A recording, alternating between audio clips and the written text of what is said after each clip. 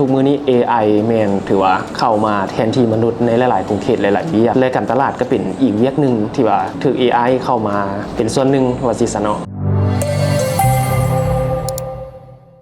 สบายดีเนาะข้าพเจ้าเองก็ชื่อว่าทองมาจันทร์พีระวันปัจจุบันแม่นเป็นผู้บริหารแล้วก็เป็นที่ปรึกษาทางด้านการตลาดพวกเราเฮ็ดบริษัทมานี่ถือว่าเป็นบริษัทน้องใหม่เนาะที่ว่าพวกเราผันโตจากผู้ที่ว่ามีประสบการณ์ทางด้านการเฮ็ดการตลาดและมักหัดเรื่องพวกนี้ก็เลยว่าได้ออกมาเฮ็ดธุรกิจเป็นของตัวเองตอนนี้ปัจจุบันพวกเราถือว่าเป็นปีทำอิฐที่ว่าธุรกิจของพวกเราได้เปิดเนาะแต่ว่าประสบการณ์ด้านการเฮ็ดเวียกการตลาดของเรามานี่ถือว่าผ่านหลากหลายแขนงหลากหลายตลาดมาละตอนนั้นเราเป็นพนักงานประจำมาก่อนเด้เนาะเจ้าที่จริงเนี่ยมันเริ่มต้นไอเดียที่ว่าออกเวียกแล้วมาเฮ็ดธุรกิจก็ย้อนว่ามันเป็นความฝันของเราตั้งแต่โดนแล้วเพราะว่าตอนเราเป็นพนักงานประจำนี่ก็ถือว่าเราเฮ็ดเวียกอยู่ในตำแหน่งที่เป็นว่ามันได้โรเตทไปแต่ละแผนกเป็น management trainee เนาะว่าไงคือฝึกให้เป็นผู้บริหารฉะนั้นก็คือได้ฝึกแต่ละแผนกที่สำคัญของบริษัทแน่นอนเลยว่าเราก็เรียนจบสายพวกการเงินการธนาคารมาอยู่ละแล้วมันก็ถือว่าได้เรียนหลากหลายแขนงก็เลยว่ามักเกี่ยวกับการตลาดก็เลยว่าเลือกเฮ็ดอยู่การตลาดแล้วก็มีโอกาสได้ย้ายมาเฮ็ดเกี่ยวกับ CSR บัดนี้นะ CSR ที่เป็นเกี่ยวกับพัฒนาสังคมมีมือนึงเนาะเราอยากเ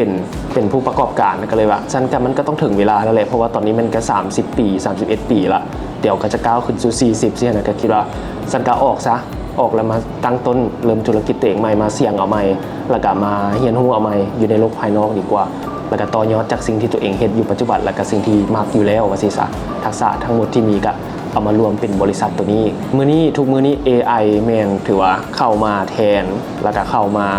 แทนที่มนุษย์ในหลายๆกรุงเทพหลายๆเวียกและการตลาดก็เป็นอีกเวียกหนึ่งที่ว่าถูก AI เข้ามาเป็นส่วนหนึ่งว่าสิซะเนาะแต่ว่ามันก็ยังถามว่ามีผลกระทบบ่หรือว่ามันจะมีผลกระทบต่อกับธุรกิจของพวกเฮาบ่ในอนาคตแบบนี้ก็แน่นอนว่ามันก็จะมีทั้งผลดีและผลบ่ดีเนาะ AI ก็จะเป็นหน้าที่ส่วนมาเฮ็ดช่วยให้เวียกเฮาง่ายขึ้น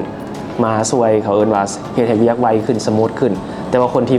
make final decision หรือว่าเลือกสิ่งที่ดีให้กับลูกค้าก็ต้องเป็นพวกเฮาคือเก่าในสายตามุมมองของการตลาดคือเก่าเนาะเพราะว่าบริษัทพวกเฮาจุดพิเศษของพวกเฮาคือบ่ได้แค่ว่าเป็นทฤษฎีที่จะเอาไปให้ลูกค้าเพราะว่าลูกค้าสามารถเสิร์ช Google เสิร์ช AI ได้สิ่งเดียวกันแต่ว่าสิ่งที่เราจะสนองให้ลูกค้ามันหลายกว่านั้นก็คือเว้าเรื่องว่าความไว้เนื้อเชื่อใจเว้าเรื่องความเฮาคาดกรองมาให้แล้วว่ามันเหมาะกับแบรนด์เจ้ามันเหมาะกับสิ่งที่เจ้าต้องการมันเหมาะกับสิ่งที่เจ้าบรีฟให้พวกเฮาเขาก็ได้เลือกสิ่งที่เหมาะสมกับแบรนด์ของพวกเจ้าและคิดว่า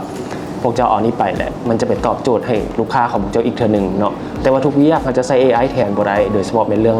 บางอย่างที่ยังเป็นมนุษย์ที่ต้องใช้เซอร์วิสใช้ประสบการณ์ของมนุษย์นี่แหละที่ว่าต้องได้เฮ็ดแล้วก็ต้องได้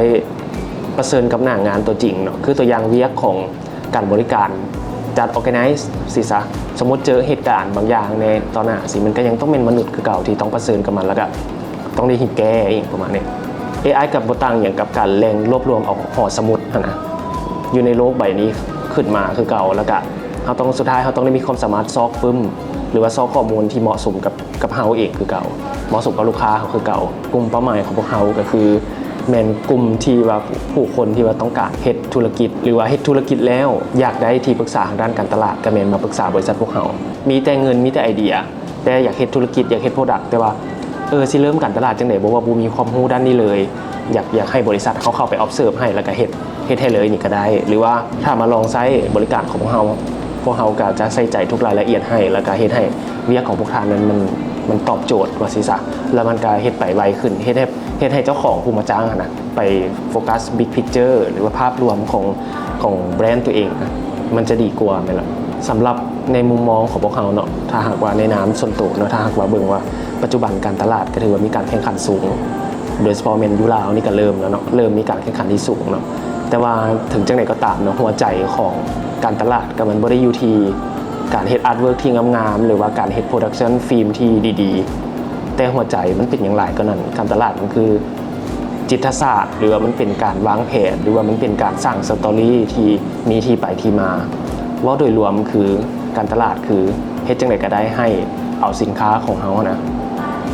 ไปตอบโจทย์สิ่งที่ลูกค้าต้องการหลายที่สุด สำหรับสิ่งที่ท้าทายที่สุดในมุมมองของข้าพเจ้าเนาะคือสิ่งที่พวกเราเจออยู่เผชิญอยู่ก็คือในเรื่องของทีมงานเท่าไหร่เนาะเพราะว่าตอนนี้เรามีลูกค้าเข้ามาแล้วก็เราเริ่มสนองบ่ทันการสิ่งท้าทายของพวกเราอันต่อมานั่นก็คือในเรื่องของประสานงานเท่าไหร่เนาะเพราะว่าการประสานงานนี่ถือว่าเป็นหัวใจหลักสำคัญของเวียกเอเจนซี่หรือว่าเวียกตัวนี้ของพวกเราเลยก็ว่าได้เพราะว่าเนื่องจากว่ามือหนึ่งเราต้องได้เป็นสื่อกลางในการประสานงานกับลูกค้าและประสานงานกับผู้ผลิตเพื่อให้ได้สิ่งที่ดีที่สุดและตอบโจทย์ที่สุดโดยส่วนตัวเราเป็นบริษัทที่ปรึกษาหรือว่าบริษัทที่เซี่ยวชาญด้านการตลาดเนาะเขาก็จะเบิ่งในส่วนของคอน sumer สุดท้ายเป็นหลักเนาะในส่วนของลูกค้าเขาก็ถือว่าเขาก็เฮ็ดให้ได้แต่ว่าแน่นอนว่าเขาต้องมาเฮ็ดเวียกร่วมกันเนาะมันบ่แม่นแค่ว่าเขามาซื้อผลิตภัณฑ์แล้วให้ลูกค้าเอาไปถ้าจะเฮ็ดเพียงซ้ำนั้นนะคิดว่ายังบ่เป็นคอนเซ็ปต์บริษัทเราคิดว่าเข้ามาบริษัทคอนเซ็ปต์พวกเขาแม่นมาร่วมกันเฮ็ดการตลาดมาซอยกันเฮ็ดการตลาดให้บริโภคของลูกค้าของเขาจะเป็นลักษณะแบบนั้นคิดว่าก็ขอฝากเนาะอยากให้ทุกคนลองซอยบริการของพวกเราลองเบิ่งว่ามันจะเป็นจังไดเพราะว่าพวกเราก็ถือว่ามีหลากหลายบริการเนาะโดยเฉพาะในเรื่องของการตลาดแบบครบสุดเนาะนับตั้งแต่เรื่องของการเฮ็ดการตลาดแบบ PR การเฮ็ดการตลาดแบบเริ่มต้นวางแผน strategy ไปแล้วก็จนกว่าจะปล่อยสินค้าออกเฮ็ดโลโก้แบรนดิ้งรีแบรนดิ้งอีหยังก็ได้แล้วก็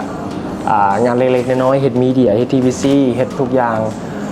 หับเบิดเลยแล้วก็เฮ็ดแม้กระทั่ง CSR project เฮาก็หับเช่นเดียวกันแม่นสำหรับสุดท้ายนี่ก็คิดว่า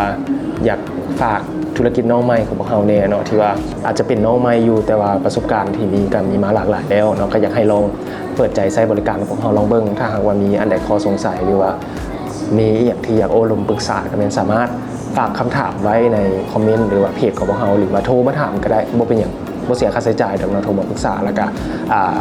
จะมีแขกรับเชิญพิเศษต่างๆที่เราจะมาให้รายการพวกเราแล้วก็จะมีมา